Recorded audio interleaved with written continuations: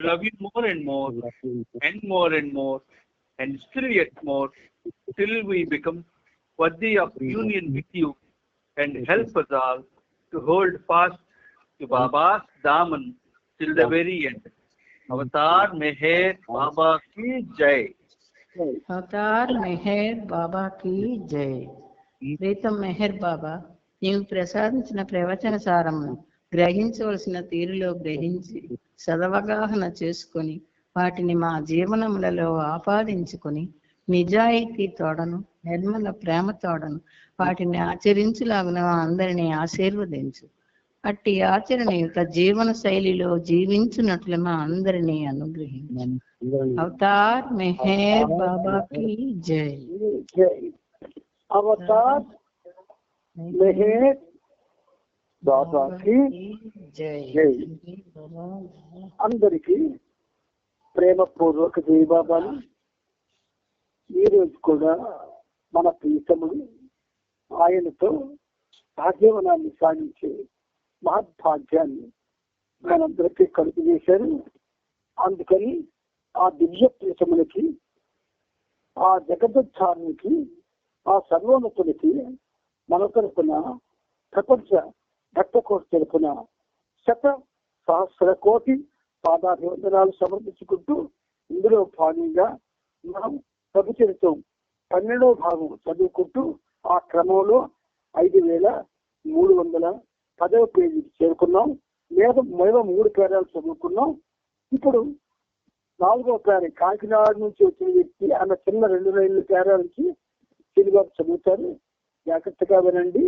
శ్రీనిబాబు అవసరమైన చోటల్లా మీ తరపున తన తరపున కూడా ఎక్కడ వివరాలు కావాలని అడుగుతాడు. అప్పుడు మాత్రమే నేను ఆ వివరాలని చెప్పడానికి బాబా అందుకే ప్రయత్నం చేస్తాను. అవతార్ మెహర్ బాబాకి జై. నానా అవతార్ మెహర్ బాబాకి జై. కాకినాడ నుంచి వచ్చిన ఒక వ్యక్తి, బాబా మీరు ఆంధ్ర ప్రాంతానికి వచ్చినప్పుడు దయచేసి నా కారుని వినియోగించుకోండి అని అభ్యర్థించారు. బాబా సమాధానమిస్తూ ఇలా అన్నారు, నేను వచ్చినట్లయితే తప్పకుండా నీ కారును ఉపయోగిస్తాను. నేను ప్రస్తుతం 2 కార్లను ఉపయోగిస్తున్నాను. ఒకటి మెహర్జీ ఇచ్చిన కారు, రెండవది నారిమన్కి ఇచ్చిన కారు. నాకైతే సొంతంగా కారు లేదు. ఎవరైనా నా వినియోగం కోసం తన కారును నాకు ఇచ్చినప్పుడు నేను దాన్ని ఉపయోగిస్తుంటాను. నాకు దక్షిణ భారత ప్రాంతం అంటే ఎంతో ప్రేమ. ఆ ప్రాంతంతో నాకు సంబంధం ఉంది. దానిని మీరు అర్థం చేసుకోలేరు. నేను మీ అందరితో సర్వత్రా ఉన్నాను. ఆచరణీయంగా అనిపిస్తే 2 కేంద్రాలను ఎంపిక చేయండి. దర్శనానికి ఒక్కో కేంద్రానికి 24 గంటల సమయం కేటాయించండి. అది స్త్రీలకు మాత్రమే, పురుషులకు లేదు. ఈ 2 కేంద్రాల్లోనూ పిల్లలకు నా దర్శనమిచ్చేందుకు ఆ 24 గంటల్లో కొంత సమయాన్ని కేటాయిస్తాను. కానీ ఈసారి బహిరంగ దర్శనం ఉండదు. మహిళా ప్రేమికులు మాత్రమే దర్శనం ఉంటుంది. వాళ్ళు కూడా బాబా ప్రేమను వ్యాప్తి చేయగలరు. నా పని కోసం ఎంపిక కాబడ్డ మహిళా ప్రేమికులు కావాలి. నేను అలా చెప్పానని ఎంపిక చేసుకోవడంలో రాజీ పడవద్దు. కావాలని పిల్లల్ని తీసుకురాకండి. పిల్లల్ని తీసుకొస్తే ఇబ్బందికరంగా ఉంటుంది. ఆ 2 రోజులు నా విడిది, భోజనం, విశ్రాంతి, నిద్ర వగైరా వంటి విషయాల్లో ఎట్టి ఆందోళన వద్దు. అప్పుడు బాబా డాక్టర్ ధనపతిరావుని పిలిచి నాడి చూడమన్నారు. అతడు చూసి నాడి మామూలుగానే ఉందన్నాడు. అప్పుడు ఏరొచ్చి, బాబా ముఖంలోని హావభావాల్లో కొన్ని మార్పులను మీరు గమనిస్తూ ఉంటారు. ఒక్కో సమయంలో అవి కాంతులను విరజిమ్ముతూ ఆనందంగా కనిపిస్తాయి. మరొక క్షణంలో ఎంతో అలసిపోయి నీరసంగా ఉన్నట్లు కనిపిస్తాయి. ఆయన మానసిక స్థితికి అనుగుణంగా ఇలా జరుగుతూ ఉంటుంది. బాబా చాలా వేగంగా తన హావభావాలను తరచూ మారుస్తూ ఉంటారు అని వివరించాడు. మీ అందరితో నేను చాలా సంతోషంగా ఉన్నాను అని బాబా చెప్పి ఇలా కొనసాగించారు. ఈ సృష్టి అంతా ఊహాజనితం. మనసు చేసే ఊహ యొక్క పర్యవసానమే ఇది. నిన్ను బద్ధునిగా చేసేది నీ మనసే. అలాగే నీ స్వేచ్ఛకు సాధనంగా ఉన్నది నీ మనసే. నీవు శాశ్వతంగా స్వేచ్ఛాపరుడివే. నీవు దేనికి బద్ధుడవు కానే కాదు. ఈ మనసు కారణంగానే నీవు ఈ భ్రాంతిలో చిక్కుకున్నట్లుగా అనుకుంటున్నావు. ఇది నీకు అర్థమవుతుంది, కానీ అనుభూతి చెందలేవు. నీ మనసును స్తంభింపజేసి దానిని పూర్తిగా నిర్మూలించాలి. నా నిజస్థితిలో నన్ను నీవు దర్శించిన మరుక్షణం సమస్తము అదృశ్యమవుతుంది. అప్పుడు నీలోని నిన్ను శాశ్వతాత్మగా కనుగొంటావు. ఇది చెప్పండి. జై బాబా. సృష్టి సర్వం కూడా ఊహలోంచే జన్మించింది. బాబా ఆ విషయంలో గాడ్స్ లో స్పష్టంగా చెప్పారు. మనం చాలాసార్లు చెప్పుకున్నాం. అయితే సృష్టి ఉపాధులతో మనసు మాయాజనితం. ఈ మనస్సు అనేది ఉన్నదా అంటే మరి బాబా దాని గురించి కొన్ని ప్రవచనాలు చెప్పారు కాబట్టి అది ఉన్నది, కానీ బయట లేదు, అవుట్వర్డ్గా లేదు. నిన్ను బద్ధునిగా చేసేది నీ మనసే అన్నారు ఆయన. అంటే చిన్న నవ్వొచ్చే ఉదాహరణ చెప్తాను. ప్రతి భర్త భార్య చెప్తే చెప్పండి ఏది చేయదు. సాధారణంగా భార్య గౌరవం ఇచ్చేవాడు. అలాగే మనసుకు గౌరవం ఇచ్చేవాడు ఆ మనసుకు బద్దుడైపోతాడు. ఎలా బద్దుడవుతాడు? తనకు ఊహ అందిన దగ్గర నుంచి, అంటే ఊహ వచ్చిన దగ్గర నుంచి ప్రతి విషయాన్ని తనకు తెలియకుండా ఎవరైనా సైగలు చేస్తే సైగలు చేస్తాడు. ఆ సైగ మనసే చేయిస్తాడు. చిన్నపిల్లలు సైగలు చేస్తారు కదా, అది మనసే చేయిస్తాడు. వాడికి ఇప్పుడు మనసు చేస్తుందని తెలియదు. ఇంకా ఇప్పటికే తెలియదు మనసు చేస్తుందని. మనం చేస్తున్నాం అనుకుంటాం, మనకు ఆపాదించేసుకుంటాం. అది మన దురదృష్టమైన విషయం. మనం ఏది చెయ్యం, మన మనసే సర్వం చేస్తుంది. ఎందుకంటే దానిలో మన సంస్కారాలు, గత జన్మల సంస్కారాలు స్టోర్ అయి ఉన్నాయి కనుక. అంచేత నిన్ను బద్దునిగా చేసేది నీ మనసే అన్నారు బాబా. అలాగే నీ స్వేచ్ఛకు సాధనంగా ఉన్నది నీ మనసే. ఒక్కొక్కసారి నువ్వు ఉదాహరణ చెప్తున్నాను. ఇవాళ నేను బాబా సెంటర్కి వెళ్ళినాను కాబట్టి ఎవడో మానేస్తావు. హైదరాబాద్ వెళ్ళినా కాబట్టి ఎవడో మానేస్తావు. అదే మామూలు పరిస్థితులు అనవు. ఎప్పుడైతే నీ మనసు నీకు చెయ్యొద్దు, వెళ్ళొద్దు అని లోనికి నీకు సంకేతాలు పంపిస్తాడు, అప్పుడు నువ్వు నీ స్వేచ్ఛను పోగొట్టుకుంటావు. దాని మాటకి సాధనంగా మారిపోతావు. కనుక బాబా అంటున్నారు, నువ్వు శాశ్వతంగా స్వేచ్ఛాపరుడివే. శాశ్వతంగా అన్న మాట మనకు మానవుడికి ఎందుకని ఉపయోగించాడంటే, ఎప్పుడైనా శాశ్వతులు కావాల్సిన వాడు మానవుడు కదా. లేకపోయినా సరే, అది ఫిజికల్ గా లేకపోయినా ఆ బిందు ఆత్మ సర్వాత్మ వాడు కదా. అంచేత నీవు శాశ్వతంగా స్వేచ్ఛాపరుడు అంటున్నాడు ఆయన. నీవు దేనికి బద్ధుడవు కానే కాదు అన్నాడు ఆయన. దేనికి బద్ధుడు కాడు. మనసు కారణంగా నీవు ఈ భ్రాంతిలో చిక్కుకున్నట్టుగా అనుకుంటున్నావు. అది లేదు, చిక్కుకున్నట్టుగా అనుకోవడం లేదు. నేను చిక్కుకుపోయాను అని ఎవరైనా అనుకుంటే ఆ చిక్కుకున్న పరిస్థితిలో ఉంటాడా? అది కూడా ఈ మానవుడికి తెలియదు. అయితే బాబా ఏమన్నారు? మనసు కారణంగానే దాని వల్లనే నువ్వు భ్రాంతిలో చిక్కుకున్నట్టుగా అనుకుంటున్నావు. ఈ చిక్కుకున్నట్టు ఎవరు అనుకుంటారు? కొంచెం ఆధ్యాత్మికంగా పురోగతి క్రమంలో ఉన్న వాడికి ఆ సంగతి తెలుస్తుంది, మనకు తెలియదు. ఇది నీకు అర్థమవుతుంది కానీ అనుభూతి చెందలేవు. అందుకే వెంటనే రెండో మాట అన్నారు. ఆయన చెప్పిన మాట మనకు అర్థమవుతాయి కానీ అనుభూతికి రావు. మనసే నిన్ను ఆడిస్తుంది. నా మనసే నన్ను ఆడించే ఈ ధ్యానమునే మరిపించే. ఎలాగ రాయి చూసారా? సేమ్ అదే ఇక్కడదే చెప్తున్నాడు. అది మీకు అర్థమవుతుంది, కానీ అనుభూతి చెందలేవు. నీ మనస్సును సంధింపజేయడం అంటే అది పని చెయ్యకుండా అయిపోవాలి. దాని పని అది చేయలేని పరిస్థితికి రావాలి. ఎప్పుడు వస్తుంది? దానికి ఉపాయం మన దగ్గరే ఉంది.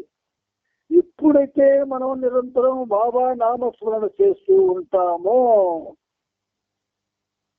అప్పుడు దాని నామస్మరణలో ఉన్నప్పుడు, బాబా నామస్మరణలో ఉన్నప్పుడు దాని ఆటలేవి సాగవు. అది నోరు మూసుకొని సైలెంట్ గా ఉండవలసిందే. నీ మనస్సును సంధింపజేసి దాన్ని పూర్తిగా నిర్మూలించాలి. సంధింపజేయడం అంటే అది ప్రత్యేకంగా చేయదు. నువ్వు నామస్మరణ చేస్తే మనసు కొంతసేపటికి ఆగిపోతుంది. ఎందుకు? నీ నామం నీ హృదయపు లోతుల్లోంచి నీ ప్రభువుని తాకిన్నాడు. అలా నీ ఎప్పుడు నువ్వు తామంత సంవత్సరం చేస్తా 14 సార్లు అనుకున్నాడు కాబట్టి బాబా బాబా బాబా బాబా బాబా బాబా బాబా బాబా బాబా బాబా బాబా బాబా బాబా బాబా బాబా బాబా అలా 14 సార్లు ఎప్పుడు వ్యాపిస్తాం. పూర్తిగా లీనమై మనసు కూడా ఆ నామస్మరణకి అది దాని పని మానేసి నీతో జతకుదరాలి. అప్పుడు అది దాని పని అయిపోతుంది. దాన్ని నిర్మూలించాలన్నారు ఆయన. ఎప్పుడైతే నువ్వు ఈ తీవ్రమైనటువంటి బాబా నామస్మరణతో దానికి పనిచేయడానికి అవకాశం ఇవ్వవు అంటే, ఎప్పుడైతే నామస్మరణ తీవ్రంగా చేస్తుంటుందో ఎంత అవుతుంది? రాలేదు. రాలేక వెయిట్ చేస్తుంటది.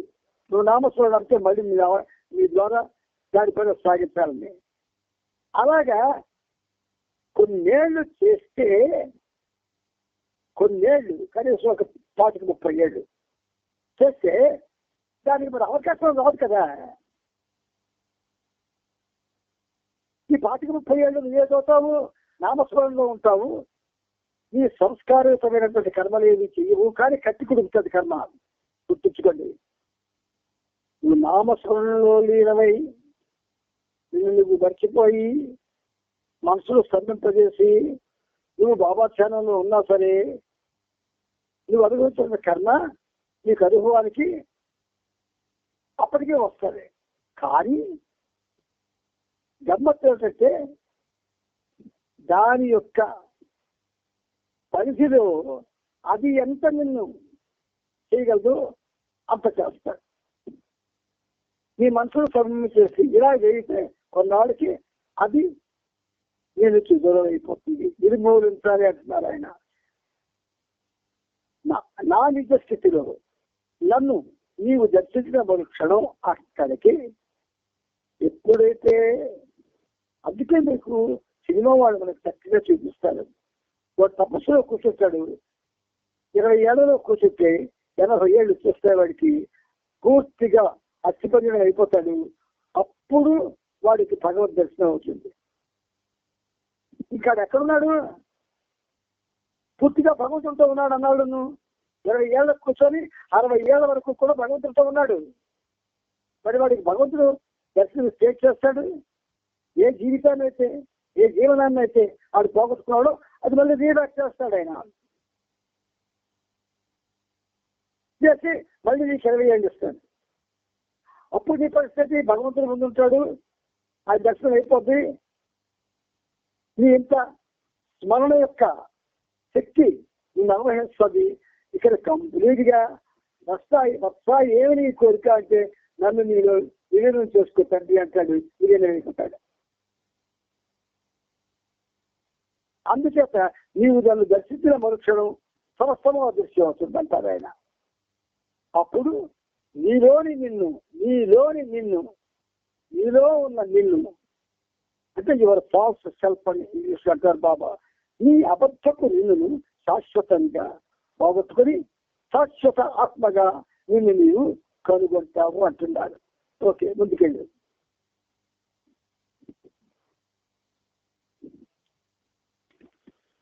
ముందుకెళ్ళు.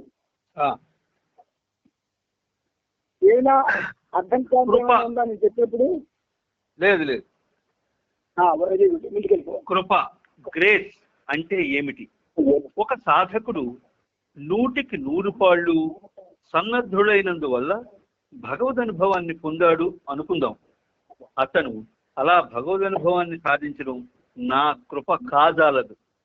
పరమ నికృష్టుడైన పాపి ఒకడు నా ముందు ఉండి అదే క్షణంలో నాలో లీలా విలాసం మెదిలిందంటే ఒక్క క్షణంలో నేను అతన్ని భగవదనుభూతి పొందేలా చేయగలను. ఇది కృప అంటే. ఎవరి మీదనైనా నా కృప జాలువారింది అంటే అదే క్షణంలో అతడు నేను అంటే నా స్థితిగా అనుభూతిని పొందుతాడు. కానీ కృపను పొందడం చాలా చాలా కష్టం. నేను సదా నా కృపను కురిపిద్దామనే అనుకుంటాను, కానీ దానిని అందుకునేందుకు ఎవరూ సిద్ధంగా ఉండరు. సూర్యుడు తన వెలుగును అంతటా వ్యాపింపజేస్తాడు, కానీ మనం ఇప్పుడు ఇక్కడ ఈ హాలులో ఉన్నాం. అందువల్ల ఆ సూర్యుని కిరణాలు మనపై వెలుగును వెదజల్లవు. మీ అంతట మీరే ఈ హాలుకి పైకప్పును వేసుకున్నారు. మీ కప్పును పగలగొట్టండి. అప్పుడు నీవే ఆ సూర్యుడు అని ఆ వెలుగు అని తెలుసుకుంటావు. నా కృపను నిరాఘాటంగా ప్రవహిస్తూనే ఉంది. కానీ ఈ అహం అంటే ఈగో అనే పైకప్పు నా కృప నీకు అందకుండా చేస్తుంది. ఇది కూడా చెప్పండి. జై బాబా. అంటే ఇవన్నీ కూడా ఈ పుస్తకం అంతా కూడా సంపన్నమైనటువంటి సందేశాలతో ఉంది. సరే, కృప అంటే ఇంగ్లీష్ లో గ్రేస్ అన్నారు.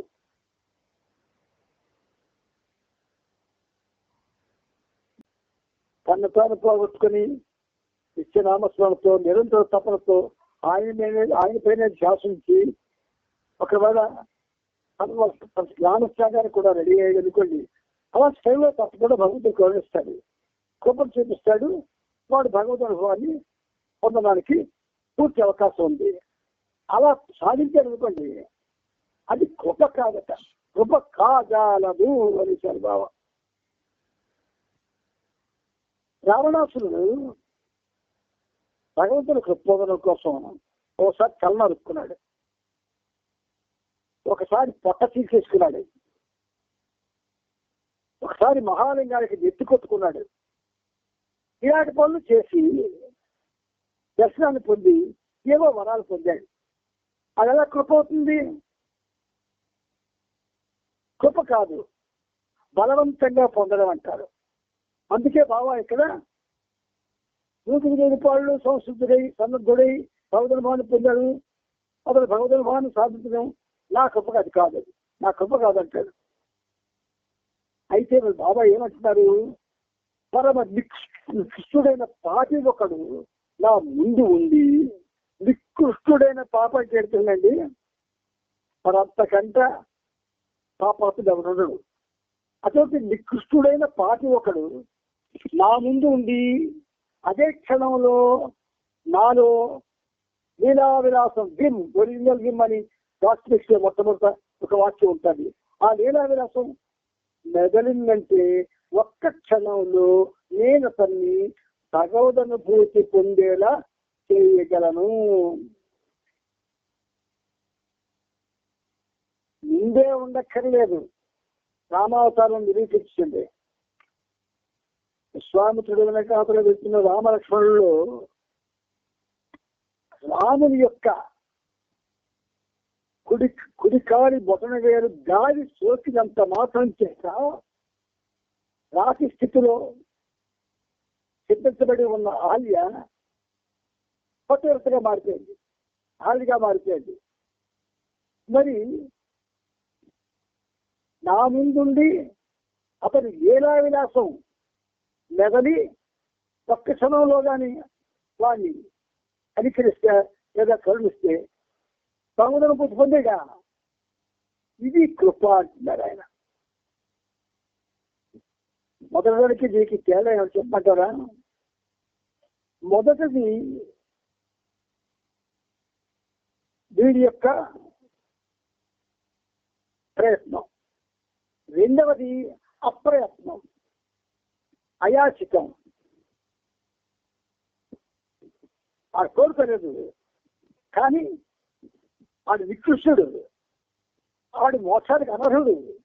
కానీ ఆయన లీలా విలాసం అది కానీ ఆ క్షణం కానీ వాడి మీద పడితే వాడు అనుభూతి భగవద్గీత చేస్తాడు. ఇది కృప అంటే అన్నారు ఆయన. అయితే మనం నికృష్టుడు కాదు, ఆయన అర్థం అది కాదు. అంటే 2 categories ఆఫ్ ఫార్చునేట్ వన్స్. ఇద్దరు 2 కనుగొలుతో ఉన్న అదృష్టోతుల గురించి చెప్పారు ఆయన. అంచేత ఎవరి మీదనైనా నా కృప జాలువారింది అంటే అదే క్షణంలో అతడు నేను అంటే బ్రాకెట్లో నా స్థితికి నేనుగా అనుభూతి పొందుతాడు. ఇక్కడ నేనుగా అన్నారు కదా. కానీ నేరుగా అని ఉంటే యాప్ట్ గా ఉందన్నమాట. మరి నేనుగా అంటే బాబాగా అని అర్థం వస్తుంది, నేరుగా అయితే వాడిగా అని అర్థం వస్తుంది. కానీ అది ఎలాగా బిందు నుంచి వస్తే అది బాబా నుంచి వస్తుంది. అందుకని బహుశా ఈ అనువాదకుడు నేనుగా నా స్థితికి నేనుగా అనుభూతిని పొందుతాడు అన్నారు బాబాకి ఆపాదించి. ఎందుకంటే ఆ బిందు నుంచి వచ్చింది కనుక. అంటే మనకి తెలిసిన తెలియైన అందులో చాలా గమ్మత్తైన అర్థాలు ఉంటాయి. అవి రెండు మనం విశ్లేషించుకోవాల్సి ఉంటుంది. సరే, ఇక్కడ ఏమైంది? ఒరిజినల్ బిందు నుంచి వాడికి కృప ప్రశంసింది, వాడు ఆ కృప పొందే క్షణంలో నేరుగా అనుభూతి చెందాడు అనమాట. అది సరే. ఇప్పుడు కానీ కృపను పొందడం చాలా చాలా కష్టాలు ఇచ్చారు. బరికేకి తీస్తాడు బాబా. నేను సదా నా కృపను కురిపిద్దామని అనుకుంటాను, సదా ఎల్లప్పుడూ అనుకుంటాను కృపని కురిపిద్దామని. కానీ అందుకునేందుకు ఎవ్వరూ సిద్ధంగా ఉండరు. ఓసారి ఆ పూనాలోని ఏ బంగ్లాది ఏడు మర్చిపోయాను, పూనాలో గురుప్రసాద్. ఆ గురుప్రసాద్ బంగ్లాలో ఏమైంది? ఒకసారి సరదాగా బాబా, ఇప్పుడు నేను నా దైవీ సంపన్నతతో ఉన్నాను, ఎవరైనా ఇప్పుడు మోక్షం కావాలి అంటే నేను ఇవ్వడానికి సిద్ధంగా ఉన్నాను, ఎవరికి కావాలంటే ఒక్కరు కూడా అడగలే. గురుప్రసాద్ బంగ్లాలో చాలా అద్భుతమైన విషయాలు జరిగాయి. మనం మీరు చదువుకున్నాం కూడా కొన్ని. సరే, అయితే కానీ దాని అందుకునేందుకు ఎవరు సిద్ధంగా ఉండరు. సూర్యుడు తన వెలుగును అంతటా వ్యాపింపు చేస్తాడు. కానీ మనం ఇప్పుడు ఇక్కడ ఈ హాలులో ఉన్నాం, అందువల్ల ఆ సూర్యుని కిరణాలు మనపై వెలుగును వెదజల్లవు. మీ అంతటా మీరే ఈ హాలుకి పైకప్పు వేసుకున్నారు. పైకప్పును పగలగొట్టండి. పైకప్పు ఏమనుకున్నారు? అది నువ్వు దేవుని కృపను పొందకుండా, ఆయన దృష్టిని మీద పడకుండా ఉన్నటువంటి పైకప్పు అంటే ఈ అహంకారం, నేను అనే అహంకారం. అది పగలగొట్టమన్నది ఆయన. అప్పుడు మీరే ఆ సూర్యుడు అని అతని వెలుగు అని తెలుసుకుంటాము. నా కృప నిరాఘాతంగా ప్రవహిస్తూనే ఉంటుంది, నిరాఘాతంగా ప్రవహిస్తుంది. అది ఎప్పుడు ఆగదు. కానీ ఈ అహం కదా, అక్కడ ఏమన్నారు? ఈ అహం, ఇగో అనే పైకప్పు నా కృప నీకు అందకుండా చేస్తుంది. ఈ ఇగో చాలా ప్రమాదకరమైంది. అసలు బాబా ప్రపంచం అంతా అసలు బాబాని వాళ్ళే ఉద్ధరించేస్తున్నట్టు బాబా యొక్క ఆయన దేవుడు అన్న విషయాన్ని ప్రపంచానికి తెలియజేయడానికి చాలా చాలా చాలా కష్టపడిపోతున్నట్టుగా ఒక్కొక్కరు కూడాను స్టేజ్ ఎక్కి మాట్లాడుతూ ఉంటారు. అదే అహంకారం. అది ఉన్నంత కాలం బాబా మొత్తం సాహిత్యాన్ని చదివేసి ప్రపంచంలో నలవరికి చెప్పినా లేదా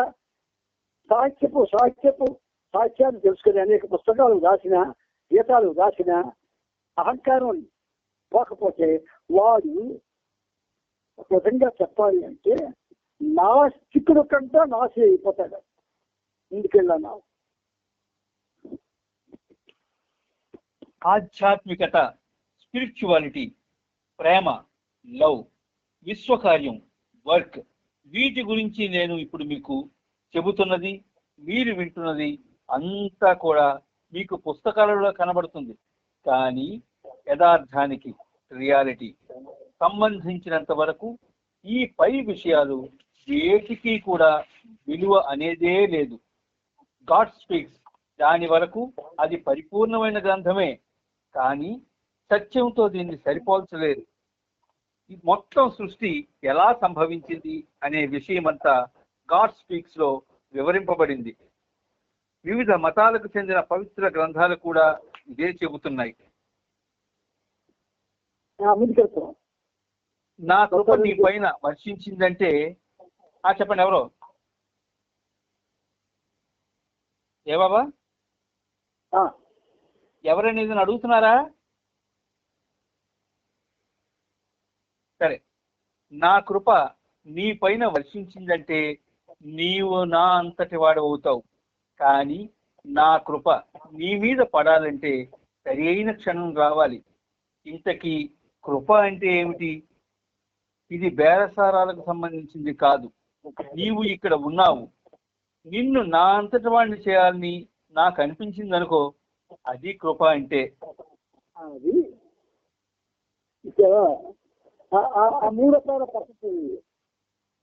చెడు తలపులను గురించి చింతించకండి, నన్ను మర్చిపోకుండా ఉండడం ఎలా అని చింతించండి.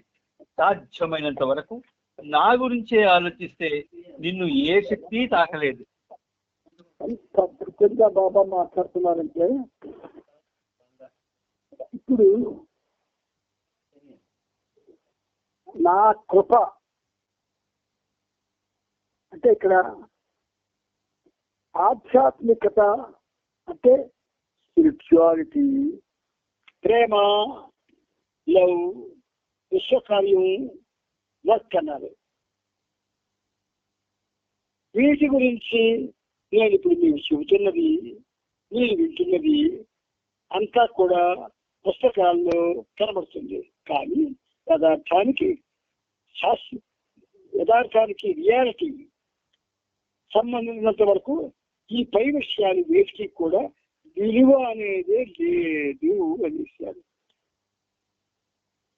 ఆధ్యాత్మికతకి, ప్రేమకి, విశ్వకార్యానికి, బాబా చెబుతున్న విషయానికి, పుస్తకాల్లో ఉన్న విషయానికి, వీటన్నిటికి కూడా వేటికి విలువ అనేది లేదు అనేసారు. ఊరికే పుస్తకాలు చదివేసి అవేవో స్టేజ్ మీద చెప్పేసి ఆ చెప్తున్న వాళ్ళు విలువలు అదే వస్తే చిన్న వాళ్ళకి చెప్పడం ఆడి పనికి విలువ లేదు, వేళ్ల పనికి విలువ లేదు. గాడ్ స్పీక్స్ దాని వరకు అది పరిపూర్ణమైన గ్రంథమే. కానీ సత్యంతో దీన్ని సరిపోల్చలేదు. నిజమే కదా? ఆ గ్రంథాన్ని క్లాసులో ఒక పక్కన పెట్టి భగవంతుడి పక్కన పెడితే ఆ గ్రంథం చదువుకోగలరా? అందుకని సరిపోల్చలేదు. మొత్తం సృష్టి ఎలా సంభవించింది అనే విషయం అంతా గాడ్ స్పీక్స్ లో వివరించబడింది. వివిధ మతాలకు చెందిన పవిత్ర గ్రంథాలు కూడా ఇదే చెబుతున్నాయి. అంటే ఈ విషయం బైబిల్లో ఉంది,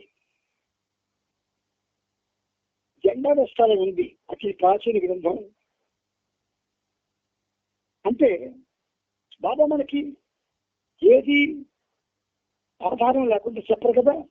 ఈ పేరాలో మనం తెలుసుకోవాల్సిందంటే ఈ ఆధ్యాత్మికత, ప్రేమ, విశ్వకార్యం, బాబా ఇప్పుడు చెప్తున్న విషయాలు, మీరు వింటున్న విషయాలు, పుస్తకాల్లో ఉన్న విషయాలు, వీటికి వేసి విలువ అనేది లేదు అనేసారు. ఇప్పుడు మనం ఏం చేయాలండి? మన కర్తవ్యమేంటి? గాస్పిల్స్ కూడా అది సరిపోయిన గ్రంథమే అయినప్పటికీ సత్యంతో సరిపోతలేదు అంటున్నారు. మొత్తం సృష్టి ఎలా సంబంధించిందో అందులో ఉంది. వివిధ మతాలకు చెందిన ప్రతి విన్నారు కూడా ఇవే చెప్తున్నారు ఈ విషయాలు. మరి ఈ పేర చదువుకోండి రోజుకోసారి. మనం చేస్తున్న పనులు ఎందుకు పనికొస్తాయో. అందుకే పదే పదే నేను ఎవరితో అనుకున్నానో తెలియగానే నాకు తెలిసింది, విశ్వసనీయంగా నేను నమ్మింది ఆయన నామస్మరణ మాత్రమే. మిగతా చేస్తాను, కానీ ఆయన నామస్మరణ మీద ఉన్నంత ఏకాగ్రత దేని మీద ఉండదు ఈ పనిముట్టికి. అంచేత నా కృప నీ పైన దర్శించిందంటే నీవు నా అంతటి వాడివవుతావు. అది ముఖ్యమా? ఇప్పుడు ఈ మేధతరాలు ఇవన్నీ ఒక విధంగా ఇదంతా కూడా విలువ లేదు అన్న విషయాలు పట్టుకొని వేలాడతామా? విలువ లేని విషయాల్ని పట్టుకొని వేలాడపడే కంటే ఆయన కృప కోసం మనం ఏం చేయాలి? దానికోసం ప్రయత్నం చేయాలి. అయితే అలాగా ఏం చేస్తాం? నామస్మరణ ఒక్కటే గతి. అది నీ మీద పడాలంటే సరైన క్షణం రావాలి. సరైన క్షణం ఎలా వస్తుంది? ఆయన నామస్మరణే అది వచ్చినట్టు చేస్తుంది. ఇంతకీ కృప అంటే ఏమిటి? కృపతి కొన్ని సినిమాలు చూపిస్తాడు. తండ్రి ఆడికి ఎంత ఇస్తే నువ్వు దర్శనం ఇచ్చే బాగుంది, నానా చోటు నీకు కనుక పరిచయం కోసం చూస్తున్నాడు, ఆడు అక్కడ తపస్సు చేస్తున్నాడు, నువ్వు నాకు ముందు వరం ఇస్తానన్నా ఒక పని చేయి, ఆడి ముందు అడుగు, ఆడికి వేసి ఏది దయచేస్తే అదే నాకు దయచేసి అన్నాడు. చక్కని అక్కడ భగవంతుడు నాయనకి అక్కడ తపస్సు వెళ్తారు. అయితే వాడిని అడిగితే నువ్వు ఆలోచన తపస్సు చేస్తున్నాడు, వాడిని అడిగేవా అన్నాడు. అడిగాను అన్నాను. వాడేమన్నాడు? భగవంతుడు తప్పిస్తే అబద్ధాలు కదా. వాడేమన్నాడంటే నీకేదిస్తే దానికి రెండంతలే ఏమన్నా నాకు అడిగాడు అన్నాడు. అయితే నాకు కళ్ళు పోగొట్టి అన్నాడు. ఇది కళ్ళు పోయింది, అది రెండు కళ్ళు పోయింది. అంచేత నిన్ను నా అంతటి వాడిని చేయాలని నాకు అనిపించింది అనుకో, ఆయనకి అనిపించాలా? ఎప్పుడు అనిపిస్తుంది? నామస్మరణ వల్ల అనిపించడానికి అవకాశం ఉన్నది. ఎందుకంటే వాగ్గేయకారులంతా కూడా నామస్మరణ వల్లే ఆయన సన్నిధి పొందారు. అలాగే బాలభక్తులు కూడా నామస్మరణ వల్లే ఆయన సన్నిధి పొందని చరిత్ర చాటి చెబుతుంది. కాబట్టి నామస్మరణ ఒక్కటే మనకి గతి, అదే మనకి ఆధారం. ఇంకా మనం చేస్తున్న పనులేవి కూడా అన్ని అన్ని అన్ని వృధా అయినవే. చెడు తలుపులను గురించి చర్చించకండి. వస్తాయి చెడు తలుపులు, దానికోసం బాధపడిపోవద్దు. నన్ను మర్చిపోకుండా ఉండడం ఎలా అని చర్చించాలి. నన్ను మర్చిపోకుండా ఉండడం ఎలాగో దానికోసం చర్చించబట్టారు ఆయన. నిరంతరం బాబానామాన్ని చేసుకోవాలి. నాకెవరదు ఎవరు అడ్లేదు. ఇది వరకు ఎవరైనా బాబా ప్రేమకు వచ్చేవారు. ఎప్పుడైతే ఆయన ఇష్టపడాలని ఆయన పుస్తకాలు చదువుకోవడము, లేకపోతే రాసుకోవడము, లేకపోతే నామస్మరణ పుస్తకం రాసుకోవడము, నామం చేసుకోవడం చేస్తాను, వాళ్ళు చేస్తాను. ఒక్క నిమిషం కంటే ఎక్కువ కూడా వెళ్ళిపోతారు. ఎవరికి వాళ్ళకి శ్రద్ధ వస్తారు దానివల్ల. అంతేగాని నీకు ఆహ్వానాలు చేయదు. అసలు ఇంట్లో ఉండలేవు కదా, మనం ఇంట్లో ఉండలేము. ఆ ఇంట్లో ఉండలేని పరిస్థితి వచ్చినట్టే మనసు వల్ల. మనసు ప్రేరణ వల్ల, మనసు స్వాధీనంలో ఉండడం వల్ల మనం నిరంతరం నామస్మరణలో ఉంటే అసలు నామస్మరణ కన్నా మించినటువంటి సాధన ఇంకేది ఏ భగవంతుడు కూడా చెప్పలేదు. అందుచేత మీ అందరికీ కూడా ప్రేమతో ఈ పనిముట్టి పదే పదే పదే పదే పదే పదే నామస్మరణ క్రియాధారితం అని చెప్తుంది. ఎందుకంటే ఒక భ్రమలో ఉన్నది మన ప్రభుత్వం, మన ప్రపంచ భ్రమ, కేవలం భ్రమ. ఇది సామస్యం చేసి వస్తున్నాము, పెద్ద పెద్ద కార్యక్రమాలు చేసి వస్తున్నాము, ప్రజలందరికీ కూడా చేస్తున్నాం బాబా అనే భ్రమలో ఉన్నారు మీరు. డబ్బు ఖర్చు పెట్టి అహంకారంతో, గొప్పలతో, ప్రచారాలు, ప్రదర్శనలతో మనం ఏమీ పొందలేము. ఒక్క నామస్మరణతో సర్వం పొందగలుగుతామన్నది నగ్న సత్యం. సరే నాన్న, ముందుకెళ్ళు. ఇది అయిన తరువాత ఉదయం 9:15 విశ్రాంతి కొరకు విరామం ఇవ్వబడింది. అందరూ తిరిగి సమావేశం అయిన తరువాత ఇంతకు ముందు గుజరాతీ బృందం వారు ఎదుట బాబా చెప్పిన విషయాలను రంజు వ్రాతపూర్వకంగా తయారు చేసి వినిపించిన వివరణలు తిరిగి ఈ సహవాసులో చదివించారు. బాబా కొన్ని అంశాలను మరింత స్పష్టంగా విశదపరిచారు. మధ్యాహ్న భోజనాలు చేసి అంతా తిరిగి మధ్యాహ్నం 1:25 హాలులో సమావేశం అయ్యారు. మల్లికార్జునరావు రాసిన ప్రార్థనా గీతాన్ని ఎం రాజా మొహమ్మద్ రాగయుక్తంగా చదివి వినిపించడానికి లేచి నిల్చున్నారు. నీ గుండె వేగంగా కొట్టుకోకుండా ఉండేలా నీవు ఆ పద్యాన్ని చదువు అని బాబా హాస్య ధోరణిలో అన్నారు. నా సమక్షంలో కొంతమంది గుండె వేగంగా కొట్టుకుంటూ ఉంటుంది. ఏరిచ్ విషయంలో నేను అతన్ని విశ్రాంతి తీసుకోమని పంపిస్తే మధ్య మధ్యలో అతను ఉలిక్కిపడి లేస్తూ ఉంటాడు. అతని గుండె మరీ భయంకరంగా కొట్టుకోవడం మొదలు పెడుతుంది.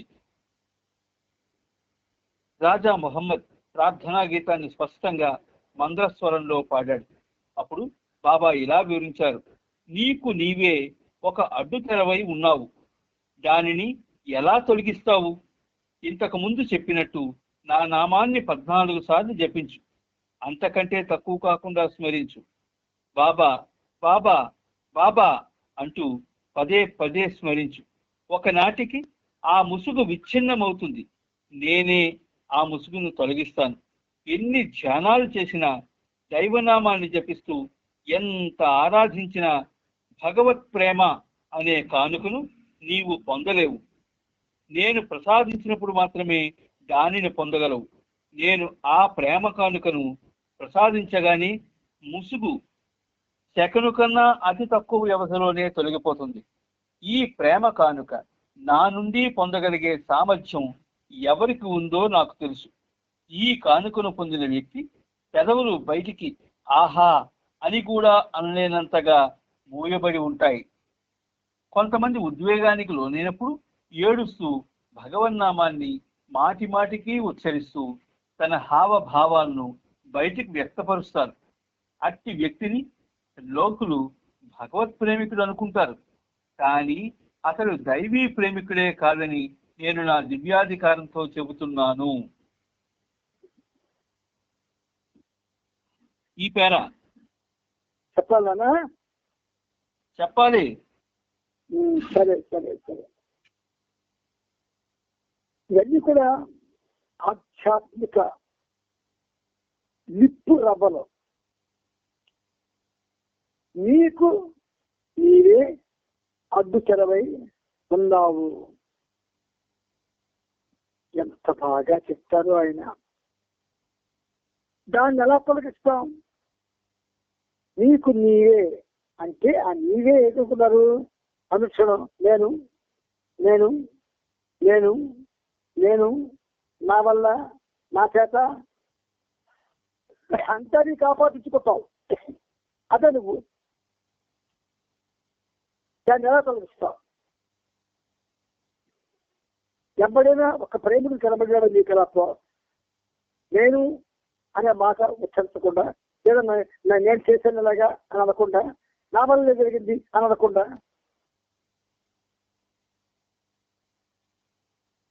ఇప్పుడు బాబా ఏమన్నారు చూడండి చెప్పారు, ఇంతకు ముందు చెప్పినట్టు నా నామాన్ని 14 సార్లు జపించు, అంతకంటే తక్కువ కాకుండా స్మరించు. 1, 4, 14 అంటే 5, 1 + 4, 14 అంటే 1 + 4 5. మెహర్ బాబా 5 14 సార్లు జపించు, అంతకంటే తక్కువ కాకుండా స్మరించు. బాబా బాబా బాబా అంటూ పదే పదే స్మరించు. మెహర్ అనకూడదా? అందు వదన పడక్కర్లేదు, మెహర్ అనుకోవచ్చు, మెహర్ అనుకోవచ్చు. ఒకనాటికి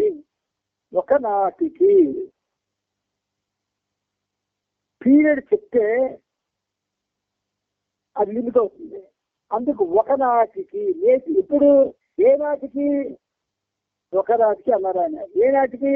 ఎన్ని జన్మలు ఎత్తిన తర్వాత ఇలా వస్తుంది దానికి ప్రశ్న. కాబట్టి ఒకనాటికి ఆ ముసుగు విచ్ఛిన్నమవుతుంది. ఎలాగట? నేనే ఆ ముసుగును తొలగిస్తాను,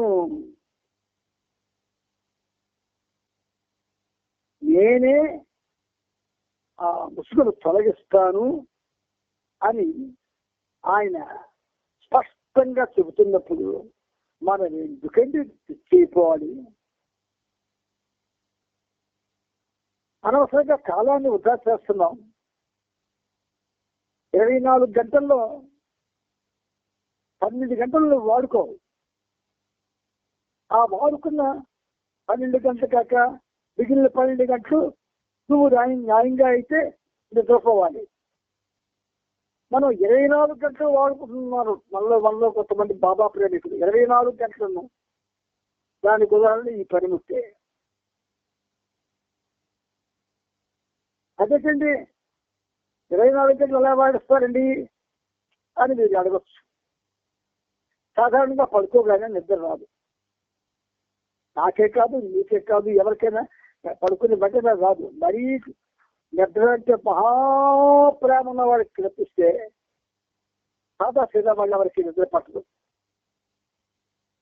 అలా నిద్ర పట్టబడి ఏం చేస్తాం? మంచం మీద ఇటు చికాకు పడుతుంది, దొరికి చుట్టాం.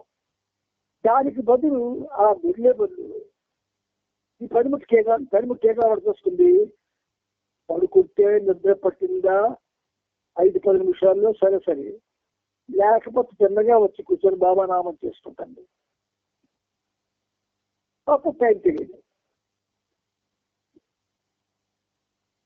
నామం ఎలా చేస్తుంది? పనిముట్టు నామం చేస్తే రాస్తుంది నామస్మరణ పుస్తకంలో. నామం చేస్తూ పుస్తకంలో నామం రాయడం కొంచెం అలవాటైతే కనుక సాధ్యం కాదు. అది కుదురుగా రాయడం ఇంకా టైం పడుతుంది. మరి అందులో పడితే ఏమవుతుంది? టైం తెలియదు. అందుకే రాత్రి 1 గంట 2 వరకు ఇప్పుడు పడుకున్నాను. దానివల్లనే ఇప్పుడు అలవాటు కాదు. ఎప్పుడైతే పద్మనాభం గారింట్లో బాబా నాకు ఆయన చూసే అవకాశం, ఆయన నామాన్ని వినే అవకాశం, ఆయన నామాన్ని చేసే అవకాశం ఇచ్చాడు, అప్పటి నుంచి అలవాటు అయిపోయింది. అంటే 1908 బాబా ఉన్నప్పటి నుంచి. ఇప్పుడు ఎలా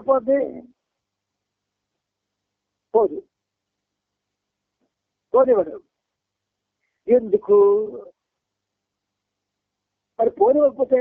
మరి లేదు కదా, దాన్ని చేస్తాడా ఆయన దగ్గరికి? అది రాసేడు. నాకే టైములో ఆయన కరుణిస్తాడు, అప్పుడు కరుణిస్తాడు.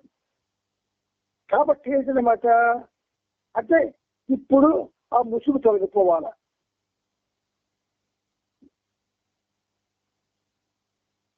బాబాజాన్ ఏం చేసింది? మేడ బాబాకి ఒకటి స్థానంలో దివ్యమైనటువంటి ముద్దులు ఇచ్చింది. దానివల్ల బాబా యొక్క పరిస్థితి మారిపోయింది. ఎన్ని ధ్యానాలు చేసినా, దైవనామాన్ని జపిస్తూ ఎంత ఆరాధించినా భగవత్ప్రేమ అనే కార్యక్రమం పొందలేవు. మనం ప్రేమికుడిగా మనం సర్టిఫికేట్ ఇచ్చుకున్నాం. We are all Baba lovers, we are for Baba, by Baba and about Baba అని.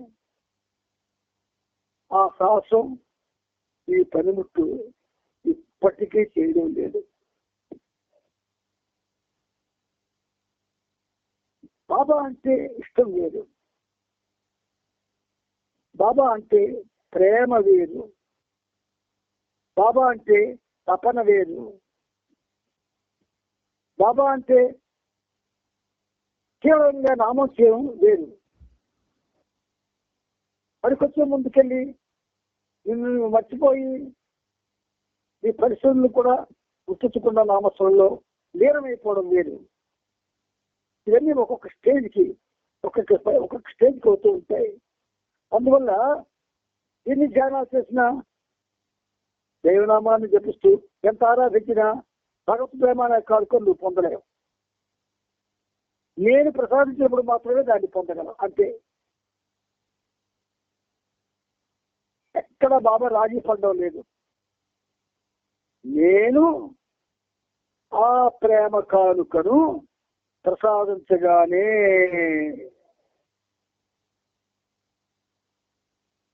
ముసుగు శకుని కన్నా అతి తక్కువ వ్యవధిలోనే తొలగిపోతుంది.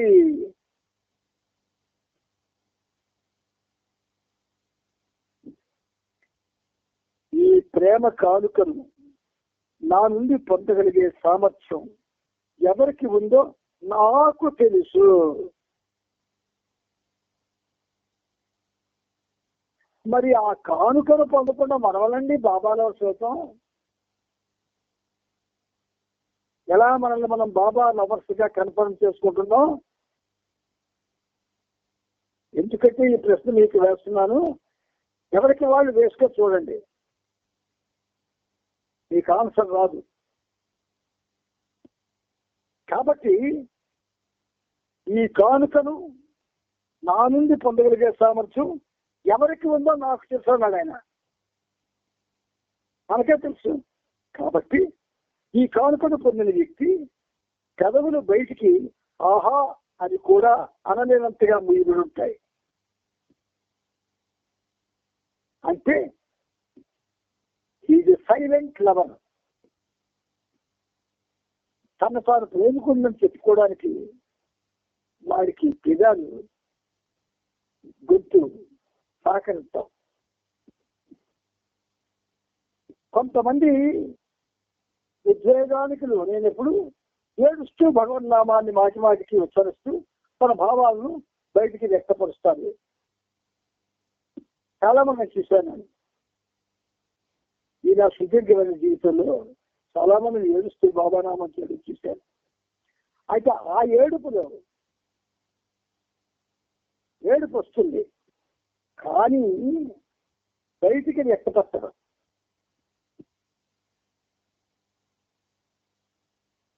తెలియనివ్వను, కానీ లోపల శ్రవణ యొక్క తీవ్రత అగ్ని కంటే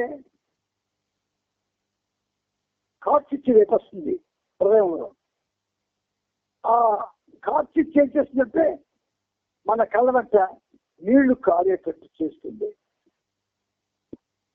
వాళ్ళని శబ్దం రాదు, వాళ్ళు ఏమి అనరు, కానీ సైలెంట్ గా కళ నుంచి నీరు వస్తుంది. ఇది అలాగే కాదు, బయటికి వ్యక్తపరుస్తారట.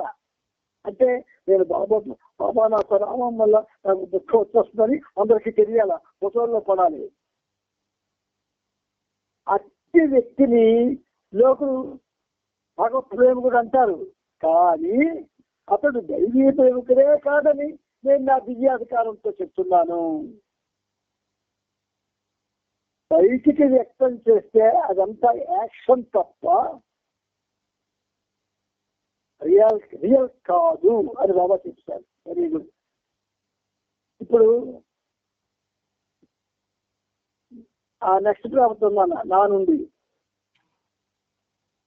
నుండి ఆ ప్రేమ అనే కానుకను మీరు పొందనంత వరకు నన్ను మీరు తెలుసుకోలేరు.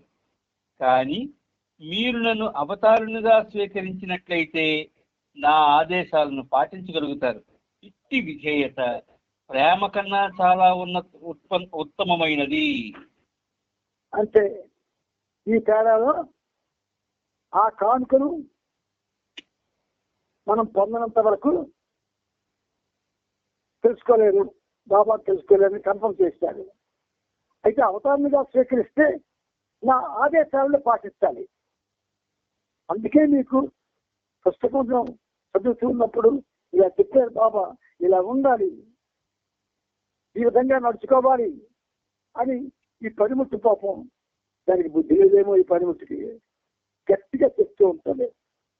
కానీ అలాగే ఆదేశాలు పాటిస్తేనే ఇట్టి విధేయత ప్రేమ కన్నా చాలా ఉత్తమమైంది అన్నారు ఆయన. మీరు ఆలోచించుకోండి, మీ అంత చిన్నపిల్లలు కాదు, తెలిసే చేస్తున్నారు అని. అందరూ తెలిసే చేస్తున్నారు. బాబాదాస్ కూడా చాలా మందిని దూషిస్తూ ఉంటారు, బాధపడేటట్టుగా మాట్లాడుతూ ఉంటారు. వాళ్ళు బాధపడుతుంటే సంతోషించేవాడు ఉన్నారు బాబాల వరుసలో.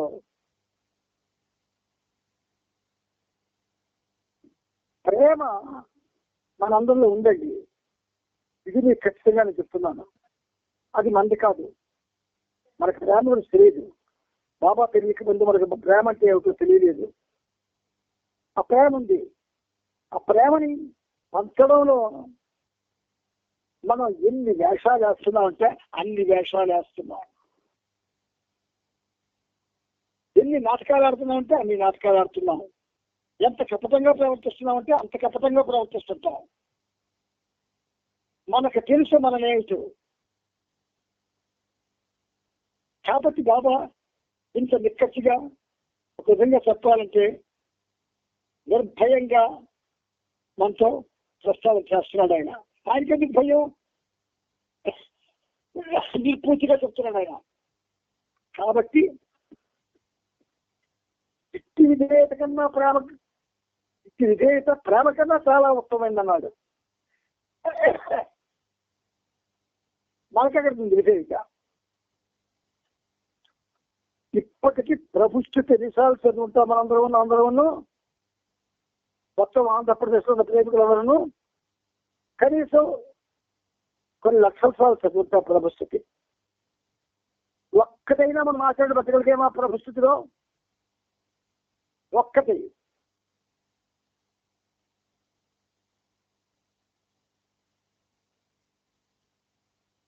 ఇంకేం విధేయతండి,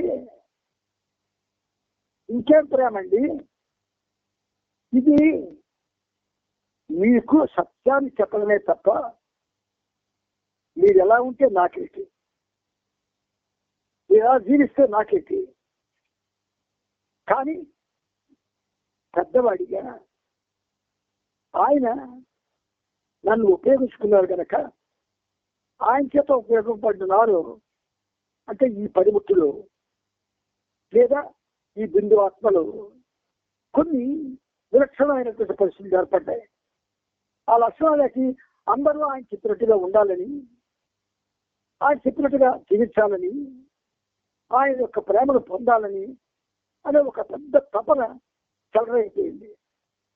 ఒకసారి సముద్రంలో కెరటం విశాల సముద్రంలో కెరటం ఉప్పొంగనుకుంటే ఏమవుతుంది? ఎంతవరకు పొంగాలో అంతవరకు పొంగిపోతాయి. అందుచేత ప్రేమ చేత మీ అందరికీ కూడా ఈ విషయాలు వివరిస్తూ ఇలా ఉండాలి, ఇలా ఉండాలి, ఇలా ఉండాలి, ఇలా ఉండాలి, ఇలా ఉండకూడదు అని చెప్పడానికి సాహసిస్తుంది కనిముట్టు. కానీ ఏ రోజు కాదు ఈ కార్యక్రమం ఉంటే బాబా దగ్గర నేను నిలబడి, బాబా ఎవరి మీద నేను బాధపడుతున్నాను క్షమించు బాబా, కేవలం నీకు తెలుసు కదా బాధపట్టాలని కాదు, వాళ్ళు ఈ స్థాయిలు అందుకోలేకపోతున్నారు, అలా అందుకోవడానికి పెద్దవాడిగా నా ప్రయత్నం చేశాను, తప్పైతే క్షమించమని కోరుతూనే ఉంటాను. అందుకని మీరు చెప్తున్నారు నాన్న నష్టవారా, నేను మంచివాడినైనా చెడ్డవాడినైనా సరే మీరు గనక నన్ను అవతారినిగా స్వీకరించినట్లయితే కేవలం నాకు విధేయులుగా ఉండండి. నా అవతార తత్వంలో మీకు లేశ మాత్రం సందేహం కలిగినా మీరు నాకింతవరకు చూపిన భక్తి ప్రపత్తులు, పూలదండలతో చూపిన గౌరవ మర్యాదలు ఇవన్నీ వట్టి కపట నాటకమే కాకుండా మిమ్మల్ని ఈ చర్యలని అగాధంలోకి తోసివేస్తాయి. ఈ హెచ్చరికను నేను ఇవ్వడం ఇది మొదటిసారి కాదు. యుగ యుగాలుగా నేను ఈ హెచ్చరికను ఇస్తూనే ఉన్నాను. అన్నింటినీ త్యజించి నన్నే అనుసరించండి అంటే అర్థమేమిటి? నాకు విధేయులుగా ఉండండి అని దీని అర్థం. ఈ పేర పూర్తిగా చెప్పక్కర్లేదు. లాస్ట్ ఒక్కటి వినండి.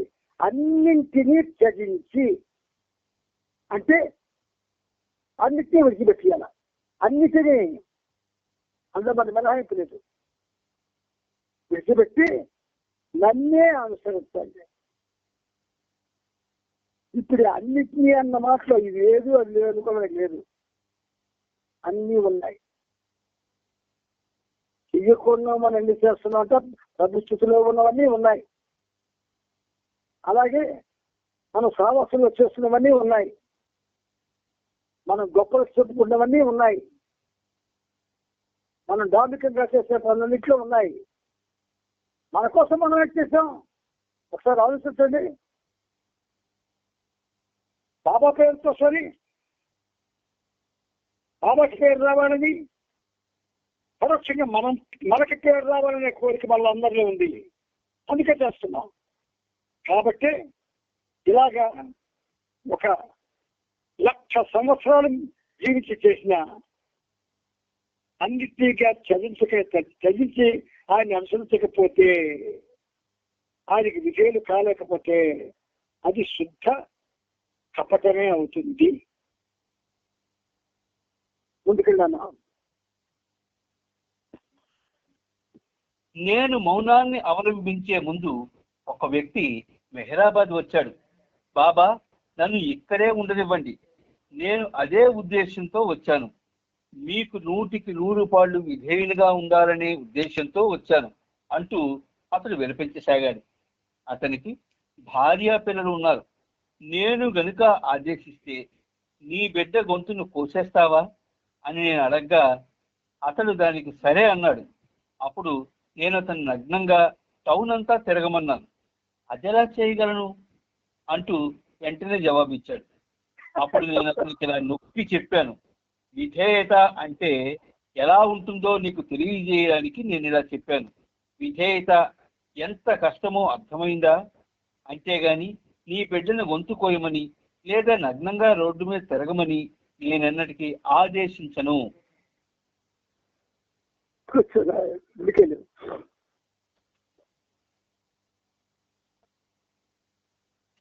టైం అయిపోతుంది. పర్వాలేదు, ఒక 2 నిమిషాలు చెప్పుకుందాం, పర్వాలేదు.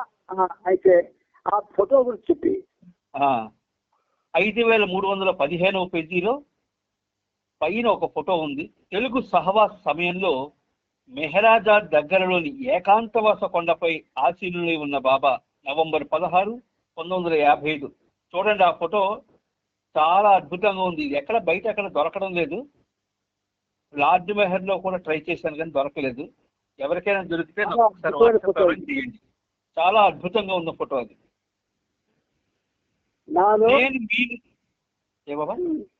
నాకు రాజానే రాసినటువంటి కాకినాడ రాజానే రాసినటువంటి ఫోటో మొట్టమొదటి నాకు బాబా చూపించారు. ఆ తర్వాత నాకు ఎక్కువ సంబంధించింది ఈ ఫోటో. ఇది కానీ మనకి భాస్కర్ రావు గారి ఫోటో పెద్ద ఫోటో రాసి అందరికీ ఆ ఫోటోలు ఇచ్చారు. కామేశ్వరి గారి ఇంకా ఉంది. ఎప్పుడు సెంటర్కి వెళ్ళినా వాళ్ళ ఇంటికి వెళ్ళి ఆ ఫోటో చూసి దండం పెట్టి ఒక గడి బాబా ప్లేస్లో చదువుకొని సెంటర్కి వెళ్ళేవాడిని నేను. ఎందుకంటే ఆ ఫోటోలు ఈ ఫోటోలో మాత్రం ఒక ప్రత్యేకత ఉంది. హైయెస్ట్ ఆఫ్ ది హై అనే ప్రకృతి ఆ విషయాన్ని మనకు ఆ విషయం అవగాహన కావాలని ఆ విధంగా ఆయన ఆ ఫోటో తీసుకున్నారు ఆయన. పైగా 55 నుంచి 1957 నుంచి మనకి అంటే ఆయన యొక్క అవతార ఉద్యమం పరాకాష్ఠ స్థితికి చేరుకుంది. ఆ 55 సావాసుల్లో చెప్పబడ్డ విషయాలన్నీ కూడా చాలా చాలా చాలా గొప్పది. అంటే కర్తవ్య నిర్వహణకి నా కర్తవ్యం వేసే ప్రశ్నలు వేసుకుంటే సమాధానాలు చాలా ఉన్నాయి. ఈ పుస్తకం ఎలాగుందో ఒక వేదం లాగా ఉంది. అంచేత మనం ఈ పుస్తకం నాకు చాలా ఇష్టమైంది. ఒకసారి మీకు ఇష్టం అనుకుంటున్నాను. జై బాబా. अवतार मेहर बाबा की जय। अवतार मेहर बाबा की जय। अवतार मेहर बाबा की जय। जय बाबा। అవతార్ మెహర్ బాబా की जय। अंदर की जय बाबा। अंदर की जय बाबा।